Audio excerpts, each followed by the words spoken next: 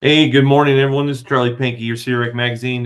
Welcome to the Out of Your Mind in the Sierra podcast for this week. I hope you're doing well wherever you're at and that you have a view of the Sierra Nevada in your sights. Super exciting week this week. I don't even know how I'm actually fitting this in today. We're finishing up our final touches of our 2024 spring issue. And just wanted to be committed to getting our Tuesday podcast in. We got quite a bit to cover still today with our spring issue. We're going to give you a sneak peek of that. We got some St. Patty's Day events that you're not going to want to miss. Last weekend with a friend of mine, we went down the Eastern Sierra into Pickle Meadow and to Twin Lakes for Bridgeport here at the barn. So we'll talk about that today. And then today's issue, podcast and live event here. It's being sponsored by MSR Gear. Tried some new MSR Gear snowshoes out this weekend, so we'll share you a review of those as well. If you're new to the channel, my name is Charlie Pankey. I am the publisher and owner of Sierra Rec Magazine. We're a 6-time-a-year digital magazine online that's all about the Sierra Nevada. We cover our hikes, our backpacking trips, our travel across the Sierra, and we just try to bring you the best of what we know the Sierra can be. So we're excited to be here with you today from our home office of Carson Valley. Again, just taking a small break here. This is about 20 minutes every Tuesday, and we'd love to have you subscribe to either our YouTube channel or our streaming services, obviously online, our magazine, sierramagazine.com. It is a free subscription, or there is an $18 an annual subscription you can support us with if you'd like to. And just so you know, on that $18, we give 40% of it back to trail networks across the Sierra. So we send out checks as we can to the trails and support them. They can buy shovels and beers or whatever they want to do, just to say thank you for their trail support. So we're super excited. And that blizzard that came in early March was great. So the snow in the mountains this weekend was soft, and it was actually already melting. So we kind of got that spring environment in the Sierra. So it's really great transition season for us. We got some mountain stormish stuff in Tahoe today, so I'm not sure if they're getting a little bit more snow up there today. Obviously, we have our March season. We'd like to probably get one more really nice storm in March for a solid season. But that last storm actually did bring in enough snow to bring snow levels up to about 94% last snow mark. So we're doing okay with snow. Not a great season like last year, but obviously we're doing just fine. So anyway, so spring season comes. It is time. I know this time of year I get like itching for dirt, right? I want to find dirt. My son and I were talking last night playing games in our house. We were thinking, man, I just want to go hiking. I don't want to snowshoe. I don't want to ski. I want to hike. I want to get like deep into the wilderness and find a lake today, hang a hammock, whatever it is, throw a fishing pole in. But I really start craving dirt. And here in the Carson Valley, I am lucky. I have the Pine Nut Mountains to the east of me, right out my door, basically. So I can go, hike in the desert and find a peak or find a dirt trail whenever I want. Sometimes I head down towards Bridgeport on the east side of Bridgeport there in the mountains there, as well as a little mining area with some dirt too. But wherever you're at, I hope you can, whatever you're doing for spring. I know a lot of spring skiers are just loving it right now. You're calling hooky for work, at least once a week, going up and catching as much powder as they possibly can. So in our spring issue coming up, we're going to be diving into a couple things. So just a sneak peek preview. We've got the cover on this issue. I don't know if I can move myself out of the way. Let me see if I can get.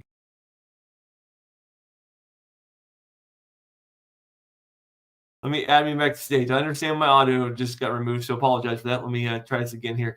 Anyway, so the cover is this of Death Valley. It's I believe it's the Pennant Dunes. Hopefully I said that right. And it's by a friend of the channel here. It's Dad's Adventure. Wesley is a outdoor photographer and videographer who does great work. So he shared his photo with us today, and I've got a little blurred from in the cover, but it's fun to be able to share local artists on our covers. So if you're a person who likes taking photos of the Sierra and think you have a winner, send me, and I'd love to put you on the cover, highlight your channels and your efforts as well if you'd like. So summer issues coming up in May. Anyway, so we'll be diving into some Death Valley, sand dunes, and canyons. Think that way. So I can't cover all Death Valley, although there was huge news in Death Valley this week. They opened up 190 miles of road again. And if you didn't know, Death Valley last year, was it Hurricane Hillary or whatever, hit California, destroyed so many roads, like major destruction. We had a lot of area of Death Valley it couldn't be accessed still. So 190 miles of roads were opened up this week. So Death Valley does have a lot more access. Of course, my favorite canyon to ride is Titus Canyon. It's still closed. It'll probably need this summer. Be honest with you, maybe they get it done this summer, but it was pretty devastated after that rainstorm. Of course, the big news is this first quarter was Lake Manly was deep enough that people kayaked in for a while. Unfortunately, that's already dried up, and now they can't do it anymore. I actually saw a news report said the wind one day was so bad it moved the lake 2 miles across Badland Water, the flats there, and now it's receding back. But that's how strong the wind gusts were coming through the canyon. Death Valley is going to be epic this spring. It's a good time probably to go see it. It's going to be one of those things where you've never seen Death Valley like you've seen Death Valley now in your lifetime. Maybe it might be one of those events where the rain gorges and the canyons that are developed now are kind of fresh, right? There's a new look. Obviously, highlights the danger and the uniqueness of Death Valley as it's such a dry place. But there's all kinds of sand dunes. We cover the sand dunes in there. We got the canyon, some of our favorite canyon things. Obviously, a little bit on Ubadubi Crater. I hope I said that right. So Death Valley is obviously a good time. It sounds like they're not going to have a wildflower bloom this year. I was online yesterday. It looks like Death Valley says that their wildflowers are minimal this year. That's probably because the rain runoff got the seeds at the wrong time. So don't expect a big bloom in Death Valley. Although if you're going to go and see wildflowers, springtime is obviously that time, right? Also in this issue, we review the Vogel's saying to Yosemite Valley backpacking trip that is popular and highly recommended if you're looking for a 3 to 4 5 night trip in Yosemite. 5 nights you don't have to go very far every day, but you can easily do it in 3. 4 is really nice and comfortable. But starting in Twilley Meadows at Rafferty Creek, take the Rafferty Creek Trail or the Ireland Lake Trail if you want. Although that one's a lot steeper. I prefer Rafferty Creek myself. Up to Vogelsang. I personally like staying first night either at Booth Lake or going to like Emmerich Lake, depending on how I want to go over the pass. If you stay at Booth Lake before you get to High Sierra Camp, a little less crowded in my opinion, so it's my favorite place. And then you go up over Vogelsang Pass day 2, have your choices of different places you can stop along the river or a couple lakes that you can go off trail and experience before heading down past Merced Lake and into the canyons of the waterfalls. Also, this is a very popular trail. Obviously, people pick up Half Dome along the way or Clouds Rest. So there's a lot of different ways to kind of go in, access, and out. So we cover that in the magazine as well. So check that out. We have a springtime to-do list, if you will, or things to see in Plumas Eureka State Park up in Gray Eagle. Johnsville, and that's on the east side north of Truckee, if you're not familiar. So north of Truckee, about an hour. Great little location. Spring is not the most popular time to be up there. There's still snow on the mountain, but it's really kind of a cool place to go in the spring. You got a lot of, I always love being in the forest when it's kind of waking up from winter, right? So this is kind of one of those places where you can go once you have access. There actually is access up to the park all year long because the ski resort stays open, even though they don't ski as a resort up there anymore. The road up to the ski resort is plowed. So you got Janesville Creek that goes through there. It's own mining area. And there's a couple hikes in that region. So we do a little bit of review on that. And of course, for the first time ever, we're doing our first ever 2024 spring gear guide. We told you last week, we just got back from the OMA Outdoor Marketing Association Media Week in Denver. We met all kinds of new brands and saw all kinds of new gear and equipment that launched. So we have a review of all our spring gear, including the MSR snowshoes that we wore this weekend. Out there, we have brands from Life Straw and Outdoor Masters. I'm gonna go mind blank because I'm alive right now. Anyways, we got gear from Outdoor Research coming. We got Exo shoes, which are by the way, fantastic flat shoes, like going barefoot. Um, you know, uh, Everything. I basically we recover everything from not ski boots, but hiking boots to clothing to gear that you would use. So check it out. It's our first one ever. We'd love to get your feedback on it. We're not going to be like Backpacker Magazine and have 4,000 pieces in there, but it is all the new stuff for this year. So we're excited to cover that as well. And then we have some favorite recipes and recipes that we actually had shared with at the event for backpacking. So just getting you ready for the spring season, if you will, whether that's picking your gear for your bag or planning your next trip. That's kind of where it's at. So, hey, you may be wondering, like, for example, where's this photo that you see them in the background? Those are my ugly feet. This is sunrise at Young's Lake in Yosemite National Park. So this was 3 years ago. Backpacked in here with my kids, got up early in sunrise, and just sat back on a rock and watched the sun come up on that crest there. It's coming up behind me. Actually, it's going to hit that mountain. It was just a beautiful reflection on the lake. So Young's Lake it's becoming more and more popular as people like myself have shared it. But it's about 7 miles out of Tuolumne Meadows. It's about 2,000 feet of elevation gain up to the lakes. There are 3 lakes of the Young Lake. So this is a lower one. There's a middle one, and then an upper Young's Lake, in my opinion, is one of the prettiest meadow lakes in the world. I don't know. Yeah, I've ever seen, right? I've asked my kids, just bury my ashes here, please. It's one of those places where I like to take a nap along the shore, just be in God's glory. There's also Roosevelt Lake, which is a short 2 mile jaunt away from these lakes. So it's an easy day trip if you're up there, but it's a great backpacking lake. Technically you could probably do it in a day hike if you were in condition, and 15 miles wasn't a big deal for you today. You could leave Yosemite in the morning, hike up to these lakes, experience them, maybe throw a fishing pole in and hike back that night. Be a long day, but definitely doable for anybody who likes to hike some miles. So that's a great experience. But here, St. Paddy's Day coming up this weekend. We should have a great weekend in the Sierra. I don't think these storms are really planned. So 2 events to keep on your radar. It's the Rocky Mountain Oyster Feed up at Virginia City. That is Saturday. Obviously, always a huge event. And Virginia City always puts on just some epic events up there. No, it's not technically the Sierra, if you will, but I always like to say Sierra proper. It's tied to the Sierra. Their water comes from the Sierra. So Virginia City is a place to be. It's definitely one of the locations you want to reach out to. Obviously, Lake Tahoe and all the ski resorts have live music, and the bars and stuff are all active. So Tahoe is a great place to go. I'm assuming Mammoth is the same thing with the breweries and Mammoth and Bishop and everything. So all those guys probably have great ones.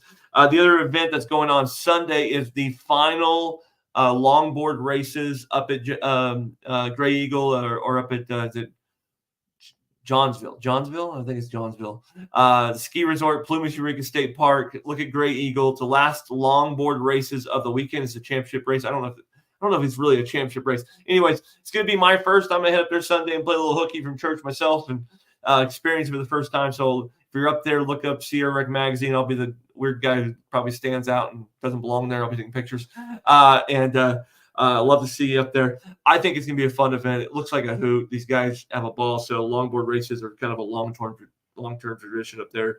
So definitely check them out. So, all right. So let's talk about an actual trip review. Okay.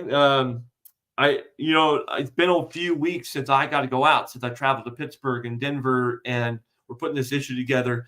But I had to get out Saturday. I was itching. I was, had to figure it out. And on social media on, I think Thursday, one of my favorite roadside diner stops in the Sierra just said that they're opening early for spring. And that's the Barn in Bridgeport. And I'm going to talk about them in the end, but that kind of made my direction for the Carson Valley. So, okay, I'm heading to Bridgeport this weekend. We're going to go snowshoeing. Let's go see what that blizzard did down south. So we got up Saturday morning and picked up my buddy, headed towards Sonora Pass and Pickle Meadow on the east side. So this is going down 395. It's about an hour from Minden here, where I'm located at. And it's right next to the Marine base. The road's closed off there. This is called the Bridgeport Winter Recreation Area. And it's got a parking area there for snowmobiles, and the snowmobilers head up Sonora Pass up into 11th Lake area, and then go all the way across over to Kennedy Meadows if they want to. But that's about, I think it must be like a 26-mile snowmobile trip, so that'd be quite a big one. But anyway, most of them go up to 11th Meadow and play in the bowl up there. It's a great little place to actually drop off and go cross country skiing as well. If you want to go up the road and go to like 11th Meadows, you can go in where we did, and we just stayed right there along the river because the river was flowing well. That's the Walker River where they put all the fish at and stuff that's not the only place they put fish, but it's one of the places they kind of nurture the fish environment up there. But we just walked along the river. It wasn't a very windy day, but it was super clear when we got there. Beautiful pictures of a Pickle Meadow. I wish I could have figured a way across the river right there, because to actually go back a little further into like Poor Lake and stuff would have been fantastic. But it was windy, so that the snow was a little iced over. But it was just a fun day to be out. Snow was really weird because there's so much wind in the area. It was like everything from 3 inches to 18 inches of snowshoe. So it was kind of a weird snowshoe experience. We were only there maybe an hour and a half, hiked up the Sonora Pass for a little bit as well, just to, I think, Wolf Creek crossing there. And then decided to head to Twin Lake instead and go get in the forest, right? So we get behind Twin Lakes. So we packed it up and drove in 30, 45 minutes to Twin Lake. And Twin Lakes wasn't that busy. We got back to the backside of the lake, the second lake there at the lodge, and parked at the entrance at the parking area there. The lake is thawed. The wind was howling, so there was white caps on the upper Twin, if you will, and lower Twin was a little bit calmer. But we able to put our snowshoes on and head back towards Barney Lake to the campground there, and snowshoed all the trees, got all the wind out. Beautiful day out. The snow was a little bit wet in the afternoon as the afternoon get going, but there was still plenty of snow to need snowshoes on. I wouldn't want to do it without snowshoes this week, but we were able to make it back, I don't know, a couple miles. We didn't go all the way to Barney Lake. Went through a couple different of the aspen groves before you really started climbing for the day. Again, I wanted to get out, but my purpose for going down there was to go to the barn. So a couple miles in, I was tired. It was warm. The wind was still howling. So we turned around, made another loop, made a loop down by the river on the way back, which got myself in a little bit of trouble snowshoeing. If you're familiar with snowshoeing around water, sometimes you get in these little meadows, especially in the springtime, it starts to melt, and then you can find yourself kind of trapped between the waterways. Got to jump in snowshoes, which isn't easy. So we found ourselves in a couple of creek runoff crossings that were a little, it's like, I think we can make it over this. Everything turned out safe and good, but it's beautiful back there. The snowshoeing is the first time I ever snowshoed back there. And I enjoyed that experience in the trees. They obviously do a really good job of forest management in the area, so you can see a ways and everything's pretty cleaned up. So definitely enjoyed that experience. Obviously, the highlight besides snowshoeing for me, we did head back into Bridgeport for lunch about 2 o'clock. And the barn was open. I don't know if you ever stopped at the barn in Bridgeport. I don't know if people like Jolly Cone better, or I stop at Mona Cone a lot down in Lee Vining. But the barn is my, I always say 1A, 1B, Mona Cone, and them.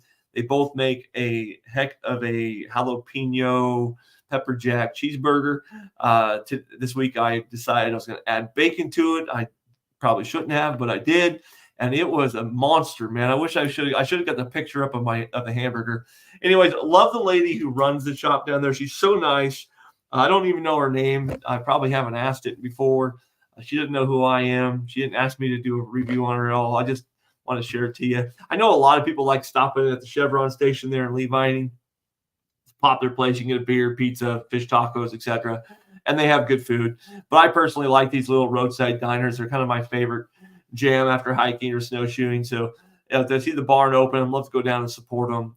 It was funny, anytime we get down that direction towards Yosemite, we either stop at Mona Cone, the barn, or Walker Burger. And there's kind of a debate, like Walker Burger has real fruit milkshakes this every time. So like my buddy always begged it, can we go through Walker and stop for milkshakes? So we'll stop for a burger at Mona Cone or the barn, and then we'll head to Walker for a milkshake. I think the milkshakes at the barn were awesome too. I had an Oreo cookie milkshake with my burger this weekend. Again, should never eat that many calories, but after you hike and you feel good, right? It feels good to have that kind of protein. So that's what we're doing this week, and we really did enjoy that. So if you're in this area or you're already out doing your spring and you're around the Bridgeport area, stop by the barn. Tell them Sierra Rec sent you. It's a great place. I understand their Mexican food is really good too. I've never had it. I really like their cheeseburgers. I have had friends had the nachos before. They look delicious. But that's kind of where we're at on that. So just something for you guys to consider today. And I just realized I'm sitting here going, there was a video here, and I see I had this really cool video for you, and I didn't even show it to you the whole time. That is it for us today. Again, our sponsors this week, Carson Valley Visitors Association here in the Carson Valley, our hometown, helping drive tourist business here to the Carson Valley, which if you don't know the Carson Valley, look it up. We probably are one of the best base camps for everything you want to do in Sierra. Within 2 hours of me, I can be almost anywhere up in the mountains in all different directions. Plus Carson Valley has great golf and has great fishing access. We have hiking trails all over the place, like 150 miles of hiking trails right here in the valley, mountain biking, cycling. It's just one of those valleys where outdoor people love to live. So if you ever skied on the Heavenly Mountain and you've been to Tahoe and you looked over that big old valley on the opposite of the lake, that's where the Carson Valley is. It's a beautiful area. So thank you for their sponsorship and support the last 2 years. And then from a gear side, again, MSR Snowshoes. They have a brand new webbing that they're introducing on all their snowshoes. And it starts with a P. I'm afraid to name it right now. So it's live on our website. You can check it out. Very comfortable. Has some really cool release mechanisms that are easier to get your snowshoes on and off. Really comfortable fit around the boot on both left and right. So the straps no longer go over, but the mesh comes down and secures the foot. Really think the investment was quite nice. Tried their Lightning Sense this week, and Lightning gear was great for the snow conditions we had. So that is it for Sierra Rec Magazine and Out of the Mind of Sierra this week. My name is Charlie Pankey. Please subscribe and tell us what you think. We're just trying to bring you live updates and our feelings on the Sierra Nevada and the events every week. We do appreciate your support, but more than help, we just love helping. So many people asking questions all the time.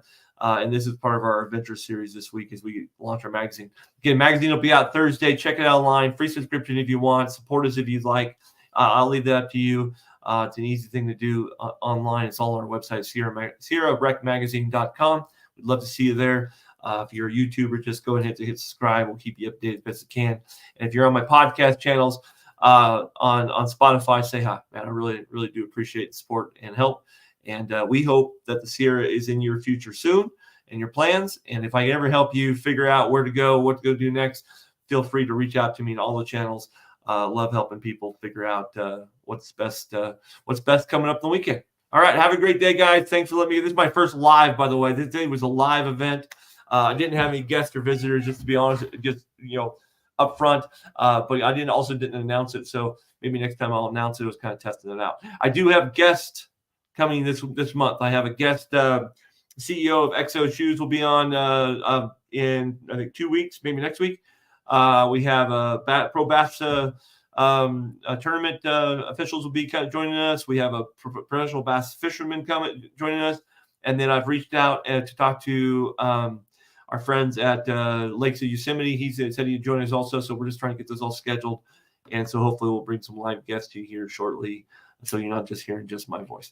Anyways, have a great day in Sierra. Hope you're enjoying it wherever you're at today.